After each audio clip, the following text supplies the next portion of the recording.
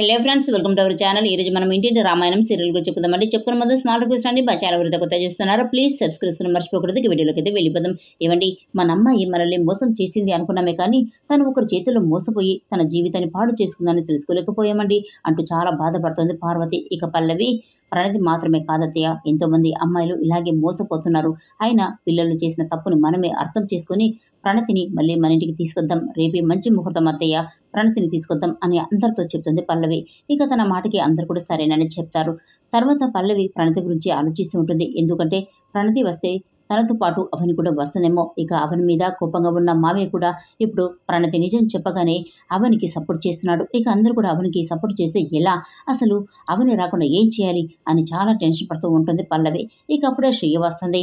ఏంటి, నేను నిన్ను నమ్మి నీ పాటలు చేరాను, నువ్వేమో ప్రణతిని తీసుకొద్దాము అంటున్నావు, అలా చేస్తే ఏమవుతుందో తెలుసా అంటుంది. ఇక పల్లవి, కూతురికి అబార్షన్ జరిగిందని తెలిసాక అయ్యో పాపం అని అందరు కూడా ఫీల్ అవుతున్నారు.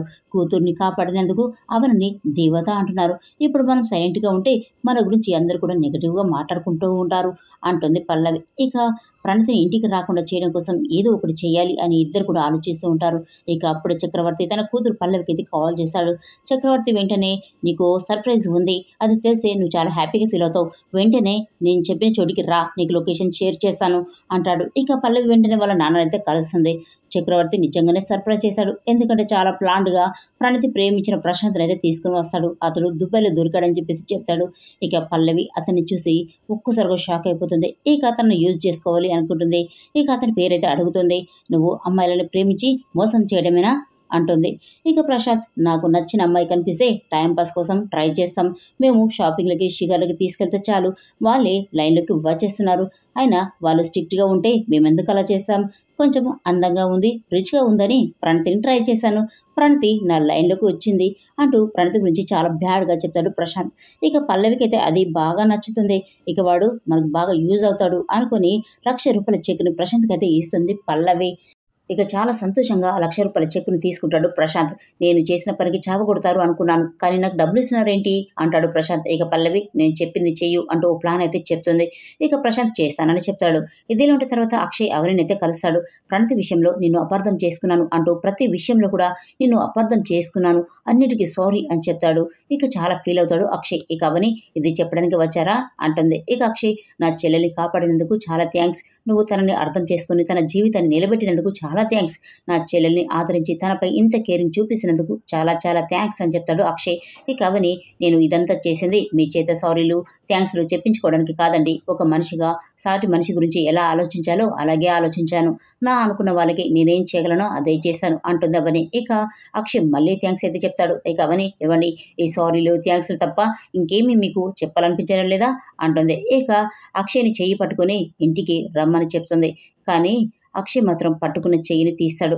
ప్రణతి విషయంలో నువ్వు చేసిన దానికి థ్యాంక్స్ చెప్పాను, కానీ ఆస్తి విషయంలో నువ్వు చేసిన దానికి నీ మీద కోపం అలాగే ఉంది, నువ్వు చేసిన తప్పులను దాచిపెట్టేందుకు మా అమ్మని చంపాలనుకున్నావు, అందుకు నీపై ఇంకా కోపంగా ఉంది, I hate you for ever అని చెప్పేసి అక్కరున్నతి వెళ్ళిపోతాడు అక్షయ్.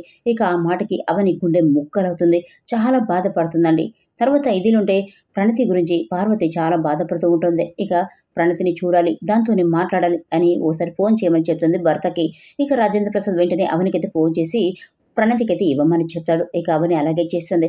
ఇక పార్వతి తన కూతురికి ధైర్యం చెప్తుంది. అలా జరిగినందుకు చాలా బాధపడుతుంది. ఇక కమల్ కూడా ఫోన్ తీసుకుని చెల్లిని ధైర్యంగా ఉండమని చెప్తాడు. రేపు నిన్ను మన ఇంటికి తీసుకురావడానికి మేమందరం కూడా మీ దగ్గరికి వస్తున్నాం అని తనైతే చెప్తాడు. ఇక పార్వతి మళ్ళీ ఫోన్ తీసుకొని, నీకు మేమందరం ఉన్నామమ్మా, ధైర్యంగా ఉండు అంటూ ప్రణతికి అయితే ధైర్యం చెప్తుంది. ఇక అందరూ కూడా ప్రణతికి ధైర్యం చెప్తూ ఉంటారు. ఇక ప్రణతి వాళ్ళ కుటుంబంతో మాట్లాడేందుకు చాలా హ్యాపీగా ఫీల్ అవుతుంది. ఇక అవని స్వరాజ్యం కూడా చాలా హ్యాపీగా ఫీల్ అవుతారు. ఎందుకంటే వాళ్ళలో ఇంత తొందరగా మార్పు వచ్చినందుకు. ఇక ప్రణతిని దగ్గరకు తీసుకొని, ఇప్పటికీ నీకు అర్థమైందా, మంచి చెడులు ఆలోచించకుండా ఇలాంటి తొందరపాటు నిర్ణయం తీసుకుంటే ఎలాంటి సమస్యలు వస్తాయో నీకు ఇప్పటికీ అర్థమైంది కదా, ఇక మీదట పెద్దవాళ్ళకి చెప్పకుండా ఇలాంటి నిర్ణయం తీసుకోవద్దమ్మా, అయినా రేపటి నుండి నీ మంచి చెడులు చూసుకోవడానికి మీ అమ్మ నాన్నలు ఉన్నారు, అందరూ నీతో ఉన్నారు కాబట్టి ఇక నీకు ఎలాంటి కష్టం ఉండదమ్మా, నువ్వు సంతోషంగా ఉంటావు అంటూ ప్రణతికి ధైర్యం చెప్తుంది అవని. ఇక అవని చేసిన సహాయానికి ఎలా రుణం తీర్చుకోవాలో అర్థం కావడం లేదు అంటూ చాలా ఫీల్ అయిపోతుంది ప్రణతి. ఏదేమైనా ప్రణతిని ఇంటికి తీసుకురావడానికి అందరూ కూడా రెడీ అయ్యారు. కానీ పల్లవి మాత్రం పెద్ద కుట్రనే చేసిందండి. ఇక ప్రశాంత్ అయితే ఇంటికి వస్తాడు. మరి ఏం జరుగుతుంది అనేది రేపటి వీడియోలు చూద్దాం. ఈ వీడియోని అయితే ప్లీజ్ సబ్స్క్రైబ్ చేసుకుని మర్చిపోకూడదు.